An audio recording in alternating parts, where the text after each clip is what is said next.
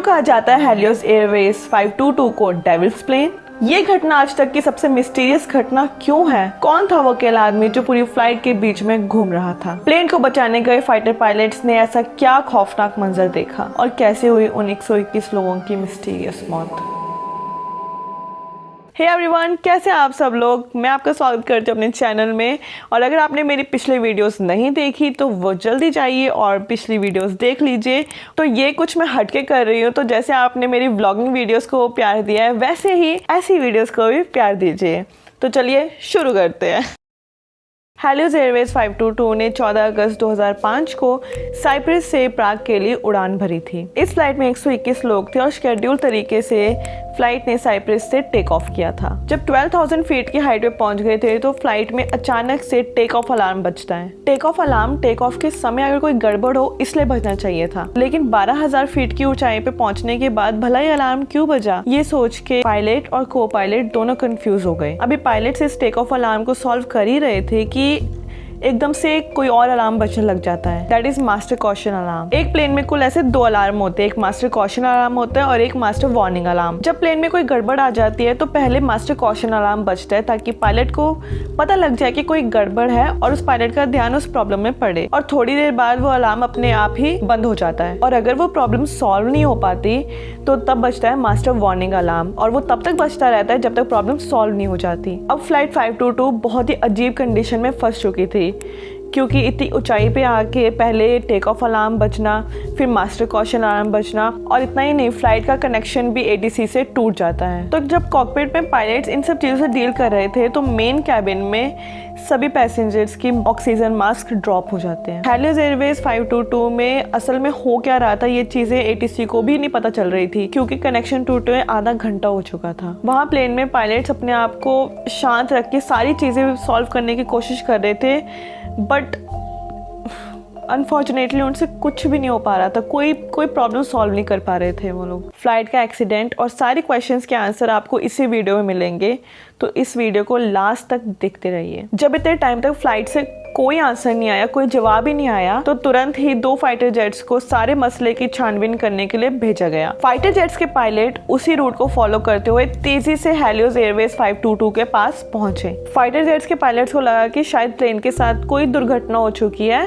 और शायद अब तक तो वो प्लेन क्रैश भी हो चुका होगा, लेकिन वो पायलट्स ये देख के हैरान हो जाते हैं कि हेलियोस एयरवेज 522 बिल्कुल उनकी आंखों के सामने उड़ रहा है। प्लेन को बिल्कुल ठीक हालत में फ्लाई करता देख तुरंत ही जेट पायलट्स ने ATC को बताया कि प्लेन तो उनके सामने एकदम ठीक कंडीशन में फ्लाई कर रहा है। अब ऐसे में फाइटर जेट के पायलट को ऑर्डर मिले कि आप उस प्लेन को बहुत क्लोजली इंस्पेक्ट करो और देखो कि उस प्लेन में चल क्या रहा है। ये देखो कि कहीं उस प्लेन को किसी ने हाईजैक तो नहीं कर लिया, और अगर प्लेन में कोई ऐसी गड़बड़ लगती है, अगर वो प्लेन हाईजैक हुआ है तो तुरंत उसको मिसाइल से उड़ा दो। असल में 9/11 इंसिडेंट में जब ओसामा बिन लादेन ने 2 प्लेन क्रैश करवा दिए थे वर्ल्ड ट्रेड सेंटर में, तब से फ्लाइंग वर्ल्ड के रूल्स में कुछ देशों ने बदलाव करके ये फैसला लिया है कि अगर कोई प्लेन हाईजैक करके उसे किसी पॉपुलेटेड एरिया में क्रैश कराने का प्लान रखता है, यानी किसी सुसाइडल मिशन पे है, तो सारे प्लेन को हवा में ही मिसाइल से उड़ा देना चाहिए। बहुत सारी जाने जाएं, इससे अच्छा है कि जो फ्लाइट में पैसेंजर्स बैठे हैं बस उन्हीं की जान जाए। अब हुआ यूँ कि हेलियोस एयरवेज 522 बहुत ही रिमोट इलाके में फ्लाई कर रहा था, दूर दूर तक कोई भी नहीं था।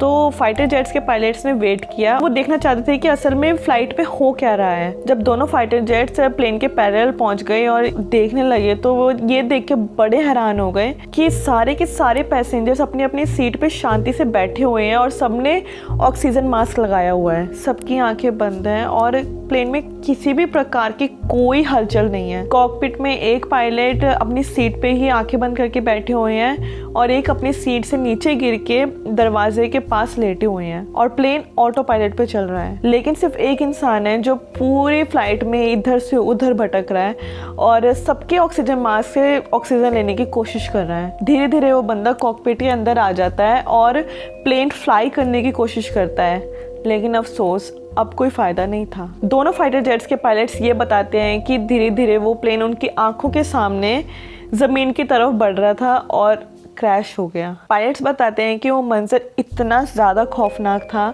कि आज तक भी वो इन दृश्यों को भूल नहीं पाए हैं। कुछ टाइम बाद जहाँ प्लेन क्रैश हुआ था तो उस जगह की इन्वेस्टिगेशन की गई, ब्लैक बॉक्स को ढूंढा गया, उस ब्लैक बॉक्स को रिकवर किया गया। असल में टेक ऑफ से एक दिन पहले हेलियोस एयरवेज 522 अपनी मेंटेनेंस के लिए यार्ड में खड़ी थी, तो इंजीनियर से गलती से प्लेन का प्रेशर नॉब ऑटो की जगह मैनुअल पे सेट हो गया। जेट इंजन जब एयर को सक करता है तो उसमें से कुछ एयर कैबिन में रिलीज कर देता है ताकि प्लेन में बैठे सभी पैसेंजर्स को ऑक्सीजन मिल पाए। कैबिन के अंदर एक प्रेशर सेंसर भी फिटेड रहता है जो कि ये सेंस लगाता है कि कितनी एल्टीट्यूड में प्लेन के अंदर बैठे पैसेंजर्स को कितनी ऑक्सीजन चाहिए, और फिर वो ऑटोमेटिकली अपने आप को सेट करता रहता है और उतनी ऑक्सीजन रिलीज करता रहता है। जो कार्बन डाइऑक्साइड पैसेंजर्स रिलीज करते हैं वो प्लेन के पीछे लगी हुई आउटफ्लो वाल्व से बाहर निकलती रहती है, लेकिन ये सब खुद ब खुद सिर्फ तभी होता है जब वो प्रेशर नॉब ऑटोमेटिक पे सेट हो, ना कि मैनुअल पे। एक दिन पहले इंजीनियर से गलती से वो ऑटोमेटिक की जगह मैनुअल पे सेट हो जाती है, इसीलिए ये सब गड़बड़ हो गई। बाय डिफॉल्ट इस नॉब को हमेशा ही ऑटोमेटिक पे रखा जाता है और ये पायलट डिसाइड करता है कि किस कंडीशन में उस नॉब को मैनुअल करना है कि नहीं। जब ये नॉब ऑटोमेटिक पे नहीं होती तो एक ग्रीन लाइट इंडिकेट करती है। किस रीजन से वो ग्रीन लाइट पायलट्स को नहीं दिखी, अब ये तो भगवान ही जाने। अब हुआ यूं कि आउटफ्लो वाल्व से सारी कार्बन डाइऑक्साइड बाहर तो जा रही थी, लेकिन इंजन से कोई एयर अंदर आ ही नहीं रही थी, इसलिए जो कैबिन में सारी ऑक्सीजन थी उसकी मात्रा धीरे धीरे कम होने लगी। मास्टर कॉशन अलार्म के लगातार बजने की वजह से शायद पायलट्स समझ ही नहीं पा रहे थे कि असल में प्रॉब्लम है क्या, तो उनका शायद तभी ध्यान पड़ा ही नहीं होगा वो ग्रीन लाइट में, वो शायद किसी और ही चीज को ढूंढने में लगे हुए थे। अब बहुत देर हो जाने की वजह से पायलट्स भी कम ऑक्सीजन की वजह से बेहोश हो गए और एटीसी को अपनी हालत के बारे में बता ही नहीं पाए। इस छोटी सी नोब की वजह से प्लेन में सारे पैसेंजर्स बेहोश हो गए और वो बस एक इंसान था जो पूरी प्लेन में भटक रहा था, सबके ऑक्सीजन मास्क से थोड़ी ऑक्सीजन लेने की कोशिश करके थोड़ी देर सरवाइव कर पाया, लेकिन अंत में सब खत्म हो गया और हेलियोस एयरवेज 522 बड़े भयानक दुर्घटना बनके हिस्ट्री के पन्नों में दाखिल हो गई। इस केस को लोग द घोस्ट प्लेन के नाम से स्टडी करते हैं। So thank you so much for watching this video. और आपको वीडियो अच्छी लगी है तो कमेंट कर दीजिए, अच्छे से कमेंट कर देना और लाइक करना मत भूलना। चैनल को सब्सक्राइब भी कर लीजिए और उसके साथ एक बेल आइकन है उसे भी प्रेस कर लीजिए। ऐसी वीडियोस चाहिए तो भर के कमेंट कीजिए, नेक्स्ट वीडियो किस टॉपिक पे चाहिए, और व्लॉग्स भी साथ साथ में देखते रहिए। थैंक यू सो मच और मिलते हैं एक नई वीडियो के साथ।